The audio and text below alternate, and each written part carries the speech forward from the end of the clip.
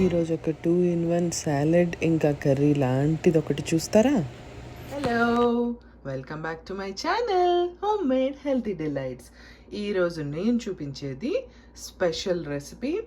ఇంకా ఇది ఒక సాలడ్ లాంటి రెసిపీ, ఏదో రసంతోనూ సాంబార్తోనూ ఇంకా సైడ్ డిష్ లాగా తినే రెసిపీ అనమాట ఇది. అండ్ వెయిట్ లాస్ వాళ్ళకు కూడా యూజ్ అయ్యే రెసిపీ ఇది. ఇది ఏంటంటే బీట్రూట్ ఇంకా క్యారెట్ సాటే అనమాట. సో దానికి నేను బీట్రూట్ ఒక పెద్ద క్యారెట్ తీసుకున్నాను. దీన్ని తురిమి పక్కన పెట్టేస్తాను. కొన్ని వేరుశనగపప్పులు, కొన్ని నువ్వులు, వీటిని విడివిడిగా ఫ్రై చేసుకుని ఈ రెండిటిని పొడి చేసి పెట్టుకుంటాను. ఫస్ట్ మనం చేసేది ఏంటంటే ఇవి తురుముకొని పక్కన పెట్టుకోవాలి. కోకోనట్ ఆయిల్ కానీ, ఆలివ్ ఆయిల్ కానీ, లేదా నెయ్యి కానీ యూజ్ చేస్తున్నాను. వెయిట్ లాస్కి రెసిపీ కూడా కదా, సో అందుకని ఈ చలికి బాగా గడ్డగట్టుకుపోయింది. ఫస్ట్ దీంట్లో కొంచెం జీలకర్ర వేసుకుంటున్నాను. దీంట్లో శనగపప్పు, మినపప్పు అవి కావాలన్నా కూడా వేసుకోవచ్చు, కానీ సాలెడ్ లాగా తినే వాళ్ళకి అవి అంత టేస్ట్ బాగుండవు కాబట్టి సో ఓన్లీ నేను జీలకర్ర మాత్రమే వేస్తున్నాను. ఇప్పుడు కొంచెం ఆ జీలకర్ర చిటపట్లాడిపోయినాక కొంచెం పచ్చిమిరపకాయలు, వాటితో పాటు కొంచెం ఆనియన్, చాలా కొంచెము, ఇదంతా అనుకున్నారు కాదు, కొంచెం. ఇది కొంచెం ట్రాన్స్పరెంట్గా అయితే చాలు, బ్రౌన్గా ఫ్రై అవ్వాల్సిన అవసరం అస్సలే లేదు దీనికి. ఇది కొంచెం ఫ్రై అయింది కదా, ఇప్పుడు నేను క్యారెట్ని బీట్రూట్ని ఇలా తురిమేసుకున్నాను. తురిమేసుకొని నేను దీంట్లో వేసేద్దాం. ఇప్పుడు దీనికి సరిపడా కొంచెం పసుపు వేసుకున్నాను, కొంచెమే, అండ్ సాల్ట్ కూడా. దీనికి సరిపడా సాల్ట్ ఇప్పుడే వేసేస్తున్నాను. వేసేసి కరివేపాకు వేసుకుంటే టేస్ట్ ఫ్లేవర్ చాలా బాగుంటుంది. సో నా దగ్గర లేదు, నేను వేయట్లేదు. దీన్ని బాగా ఇప్పుడు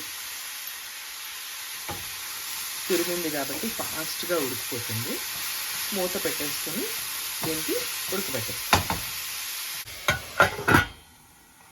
బీట్రూట్ మనకి కొంచెం బాయిల్ అయ్యేలోపు మనం ఏం చేయాలి, ఆయిల్ వేయకుండా ఒక లైక్ ఇంత 2 స్పూన్స్ లాగా పల్లీలు తీసుకొని వీటిని బాగా ఫ్రై చేసుకోవాలి. ఫస్ట్ పల్లీలు వేగిపోయినాక నువ్వులు కూడా వేసేసుకొని చూసాక ఇట్లా ఈవెన్గా బ్రౌన్గా విడివిడిగా ఫ్రై చేసుకోవాలి, లేకపోతే ఇవి ముందు వేగిపోతాయి, పల్లీలేమో వేగవు, అదనమాట.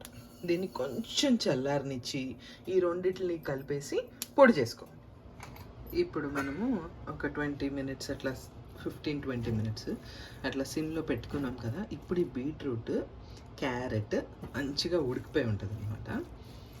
సో దీంట్లో ఇప్పుడు మనము వేరుశనగపప్పులు, నువ్వులు పొడి చేసి పెట్టుకున్నాం కదా, ఈ పౌడర్ని వేసేయాలి. ఇప్పుడు దీన్ని బాగా జస్ట్ ఒక 2 మినిట్స్ ఇట్లా టాస్ చేసుకొని మనము కట్టేయడమే, అంతే. మన టేస్టీ ఇంకా మంచి కర్రీ సాలడ్ రెడీ అయిపోయినట్టే.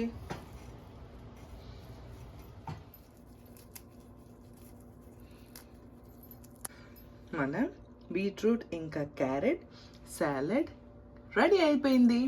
ఇది సాలడ్లా కన్నా కర్రీగా ఇంకా చాలా బాగుంటుంది.